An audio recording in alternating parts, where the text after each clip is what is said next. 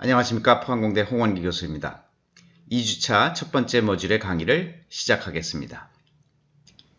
1주차에서는 블록체인이 무엇인지에 대해 간단한 소개와 블록체인의 특징에 대해 소개해드렸습니다. 2주차에서는 블록체인을 기반으로 한 전자지불 시스템인 비트코인에 대해 소개해드리고자 합니다. 사실 블록체인은 아주 오래전인 1991년에 제안된 기술입니다만 잘 알려지지 않았습니다. 그러다 2008년 말 사토시 나카모토라는 익명의 개인 혹은 그룹에 의해 비트코인이라 하는 전자지불 시스템이 등장하면서 크게 주목받기 시작했습니다. 그렇다면 비트코인과 같은 암호화폐가 무엇을 의미하는지 소개하기에 앞서 기존 화폐가 가지는 특징들이 무엇인지를 살펴보고 비교해 보겠습니다. 먼저 돈이라고 하는 것은 사람과 사람 사이의 재화 또는 서비스를 거래하기 위해 사용되는 자산입니다. 우리가 익히 알고 있고 현재도 사용하고 있는 화폐가 나오기 이전엔 물물 교환,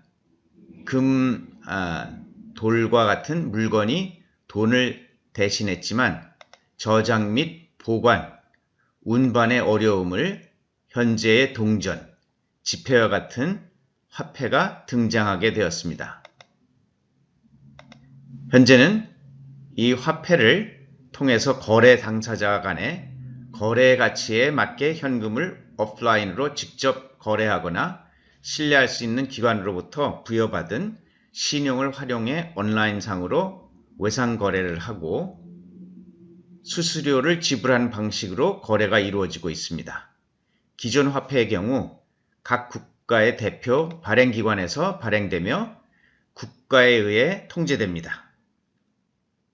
때문에 각 나라별로 서로 다른 통화가 사용되고 있으며 해외 송금 시는 높은 비용의 수수료를 지불해야 하는 문제점이 있습니다. 이처럼 기존의 화폐에는 다양한 수수료가 발생하고 외상 거래에 의한 거래 상대방 위험이 발생할 수 있습니다. 그렇다면 신용을 담보하지 않고 온라인상으로 현금을 직접 거래할 수 있다면 어떨까요? 이에 착안하여 기존 화폐가 가진 문제점을 해결하고자 등장한 것이 암호화폐입니다. 암호화폐의 경우 신용을 담보해주는 신뢰기관이 필요 없게 되고 더불어 외상거래를 위한 수수료 부담이 없다는 장점이 있습니다. 각 국가에 한정되어 있지 않은 통화를 사용하므로 다른 나라 간의 해외 송금 시에 발생하는 수수료를 줄이고 간편한 거래를 할 수 있죠. 또한 각 국가가 가지고 있는 통화 발행에 따른 생산 비용을 줄일 수도 있고요. 화폐를 보관하는 데 필요한 보관 비용 또한 없앨 수 있습니다. 이러한 암호화폐의 장점을 바탕으로 하여 블록체인 기술을 이용해 구현한 첫 암호화폐가 바로 비트코인입니다. 아마 이 강의를 수강하시는 분들 중 비트코인을 모르시는 분들은 거의 없으리라고 생각합니다. 비트코인은 근 몇 년 동안 굉장한 인기를 끌었죠. 이 비트코인은 사토시 나카모토라고 알려진 익명의 사람 또는 익명의 그룹에 의해 만들어진 시스템입니다. 사토시 나카모토라는 이름의 저자가 2008년 백서를 발간하면서 세상에 나타났습니다. 최근에 와서야 비트코인이 이슈가 되었던 사실과 비교하면 비트코인은 사실 굉장히 오래전에 정립되었던 시스템입니다. 한국의 암호화폐 열풍이 분 것은 2017년 말쯤입니다. 많은 사람들이 암호화폐에 돈을 투자하기 시작했고 2018년 1월 6일에는 비트코인 한 개가 2,660만원 또는 약 24,000달러에 거래되기도 했죠. 이는 같은 시기에 동일한 한 개의 비트코인이 미국에선 2천만원 또는 18,000달러에 팔린 것과 비교했을 때 상당히 많은 차이가 있습니다. 한국에서 비트코인의 가치가 유독 높게 측정되는 현상을 두고 김치 프리미엄이라는 말도 생겨나게 되었습니다. 비트코인의 가격에 여러 차례 변동이 있었고 현재 가격에 많이 떨어져 있음에도 불구하고 암호화폐 열풍은 여전히 한국뿐만 아니라 전 세계에서 계속되고 있습니다. 그렇다면 비트코인이 기존 화폐와 가지는 차이점이 뭐가 있을까요? 먼저 기존의 화폐는 통화의 발행을 담당하는 기관이 국가별로 별도로 존재합니다. 하지만 비트코인의 경우 어느 국가나 정부 또한 중앙은행이나 기관 등 누구도 비트코인의 발행에 관여하지 않습니다. 또한 비트코인은 총 발행량이 정해져 있는 시스템입니다. 비트코인은 시스템적으로 오로지 2100만 개만이 발행되도록 정해져 있습니다. 이는 누구도 바꿀 수 없는 수치이며 일정한 주기에 따라 발행량이 절반씩 감소하고 있습니다. 이는 계속해서 통화를 발행함에 따라 화폐의 가치가 떨어지는 기존 통화와 비교했을 때 큰 차이가 있습니다. 그리고 비트코인은 2010년 당시에는 5,000 비트코인으로 피자 한 판을 구매할 수 있을 정도의 가치를 가졌지만 현재는 하나의 비트코인이 1,400만 원 이상의 가치를 가지는 것처럼 가치가 변동됩니다. 또한 익명성을 보장합니다. 비트코인을 거래할 때는 활용하는 비트코인 주소에는 사용자에 대한 정보가 포함되어 있지 않기 때문에 누가 그 주소를 사용하는지 알아낼 수 없습니다. 마지막으로 물리적인 한계가 없다는 것입니다.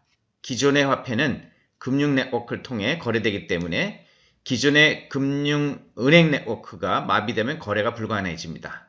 또한 국가마다 금융 시스템이 다르기 때문에 해외 송금에 매우 복잡하죠. 하지만 비트코인은 사용자 개인이 은행으로서의 역할을 할 수 있습니다.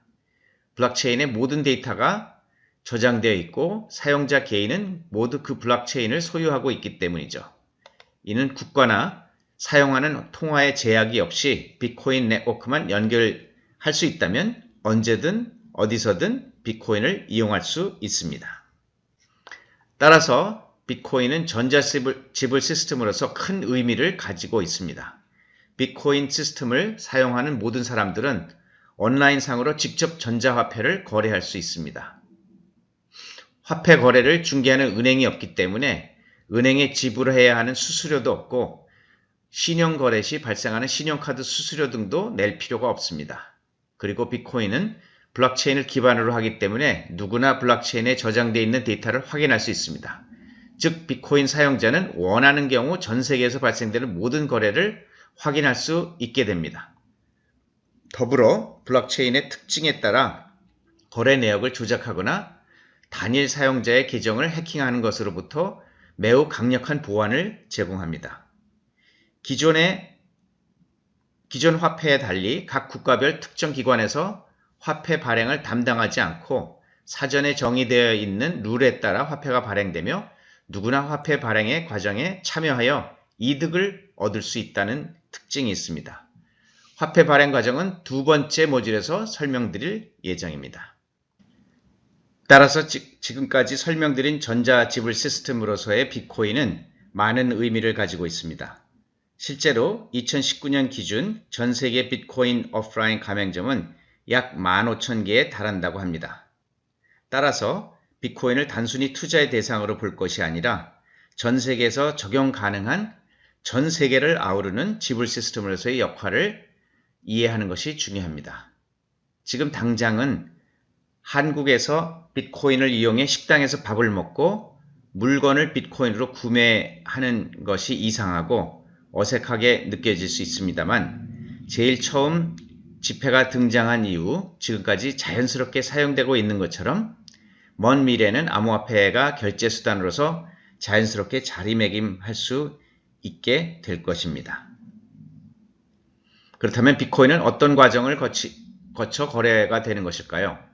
먼저 기존의 은행을 통한 송금 과정은 다음과 같습니다. 일반적으로 A가 B에게 10만원을 보내고자 한다면 A는 은행에 방문해 받는 사람 B의 이름과 계좌번호 그리고 보낼 금액 등을 용지에 작성한 후 은행 직원에게 전달합니다. 그러면 은행 직원은 전선상에 해당 현금 거래 내역을 등록함으로써 거래가 이루어지게 됩니다. 하지만 비트코인에서는 계좌의 개념이 존재하지 않습니다. 그리고 계좌의 소유주가 누구인지에 대한 정보를 궁금해하지 않습니다. A가 B에게 3비트코인을 보내려고 한다면 A는 B에게 비트코인 주소를 요청하고 해당 비트코인 주소로 3개 비트코인을 전송하기만 하면 됩니다. 비트코인 주소 이외에는 어떤 정보도 요구하지 않으며 은행과 같은 중개기관도 필요하지 않습니다. A가 B에게 3비트코인을 보냈다는 기록이 블록체인 내에 기록되면 비트코인 전송이 완료되는 것입니다. 이러한 비트코인 거래는 A와 B가 서로 다른 나라에 살거나 은행이 없어 계좌를 만들 수 없는 나라에 살더라도 제약이 없다는 장점이 있습니다.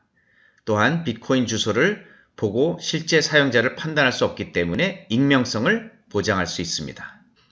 이번 모듈에서는 암호화폐가 등장하게 된 배경과 가장 처음 등장했고 또 가장 유명한 암호화폐인 비트코인에 대해 소개해 드렸습니다. 그리고 전자지불 시스템의 의미와 비트코인의 거래가 어떻게 이루어지는지 간단히 설명드렸습니다. 다음 모듈에서는 비트코인의 생성과 보상 그리고 그 한계점에 대해 설명드리겠습니다.